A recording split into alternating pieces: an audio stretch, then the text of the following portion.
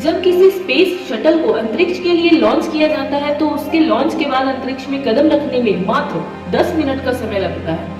लेकिन कोई यह नहीं जानता कि उसके 10 मिनट की उड़ान के लिए हो सकता है पिछले 10 बरस से भी ज्यादा समय से उसकी तैयारी की जा रही हो। इसके लिए दुनिया के बेस्ट इंजीनियर्स, एस्ट्रोनॉट्स, साइंटिस्ट और इसके अलावा भी बहुत सारे लोग दिन रात मेहनत करते हैं। भले ही शटल को ग्रेविटी पार करने में 10 मिनट का समय लगे, दुनिया की करोड़ों नजरें उसकी उड़ान पर होती हैं।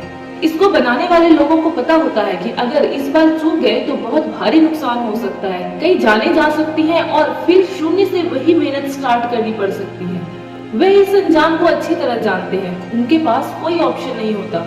जब किसी रनर को 100 मीटर रनिंग का गेम जीतना होता है तो वह उसे जीतने के लिए उसके पहले की प्रैक्टिस सिर्फ 100 मीटर दौड़ के नहीं करता है, वह लंबी दूरी दौड़ता है। वह बहुत सारी अलग अलग एक्सरसाइजेस करता है, अलग अलग मौसम में दौड़ता है, थकने के बाद भी दौड़ता है, टूटने के बाद भी दौड़ता है, क्योंकि उसे पता है कि वह इसके बिना विजेता नहीं बन पाएगा। जब किसी को एग्जाम का टॉपर बनना होता है तो वह सिर्फ एक किताब नहीं पढ़ता है, बहुत सारी किताबें पढ़ता है। एक मौसम में नहीं पढ़ता है, वह हर मौसम में पढ़ता है। पढ़ने का मतलब सिर्फ रट्टा मारना नहीं है, पढ़ने का मतलब है ज्ञान हासिल करना, कुछ नया सीखना, मन में जिज्ञासा रखना और हर वक्त आंखों में एक लक्ष्य रखना कि मैं करूंगा, मुझे करना ही है, मेरे पास और कोई रास्ता नहीं है। अब इसको किए बिना मेरी लाइफ का कोई मतलब ही नहीं है, मेरे पास कोई ऑप्शन भी नहीं है, मेरे पास कोई दूसरा रास्ता भी नहीं है।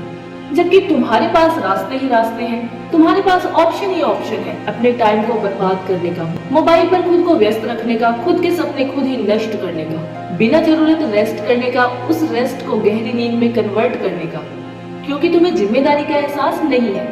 शटल वाले वैज्ञानिकों और इंजीनियर्स को पता है कि उन पर जिम्मेदारी है, करोड़ों की उम्मीदें हैं, देश की बात है। जिम्मेदारियां तो तुम पर भी है, लेकिन फर्क यही है कि तुम्हें जिम्मेदारी का एहसास नहीं है।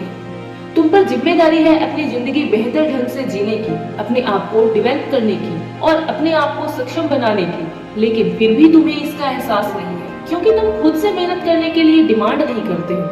तुम्हें बदलाव सिर्फ अपने सपनों में ही अच्छा लगता है, हकीकत में नहीं। वैज्ञानिकों के पास एक चांस होता है, पर तुम्हारे पास चांस की कोई कमी नहीं है।